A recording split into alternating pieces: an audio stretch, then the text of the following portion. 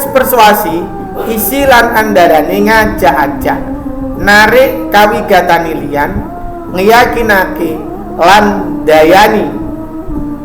Teks narasi faktual lan teks deskripsi wis nate disinaoni sadurunge kelas 6. Teks informasi sing bakal disinaoni ing pamulangan iki mligi ngenani teks pawarta lan persuasi, slogan lan iklan. Bocah-bocah, ayo bebarengan maca teks ing ngisor iki kanthi titi. Teks yang saya maksud adalah teks yang ada di buku kalian masing-masing. Ada beberapa teks judul, di antaranya adalah Gajah lan Manungso. Di dalam buku LKS, dalam buku itu ada teks dengan judul Gajah lan Manungso. Silakan nanti dibaca. Ini akan saya lanjutkan. Ciri-ciri teks informasi mujudake tulisan tulisan. Jenis-jenis teks informasi ana 5. Siji pawarta. Pawarta ini sama dengan berita, memberitakan, mengasih informasi. Nomor 2 teks deskripsi. Teks deskripsi ini mendeskripsikan. Contoh, umpamanya saya mendeskripsikan hewan gajah.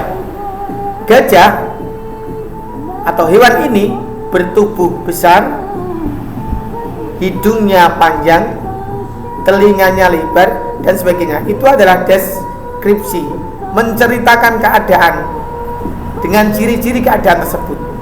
Nomor 3 pariwara, artikel, iklan. Ada 5 bab ini atau jenis ini. Silakan kalian baca di buku kalian masing-masing di LKS. Kemudian, jikalau sudah, silakan kalian buka di LKS kalian masing-masing di halaman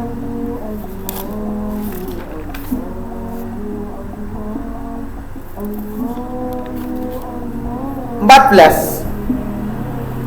Di halaman 14 dan 15 itu ada beberapa tugas ulangan buat kalian. Silakan dikerjakan. Langsung jawaban ditulis di Google Class. Jadi anak-anak yang tidak bisa masuk di Google Class maka tidak bisa mengirim jawaban. Saya harap anak-anak segera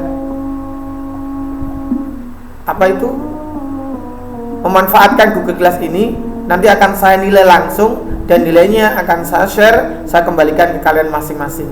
Cukup sekian. Terima kasih. Assalamualaikum warahmatullahi wabarakatuh.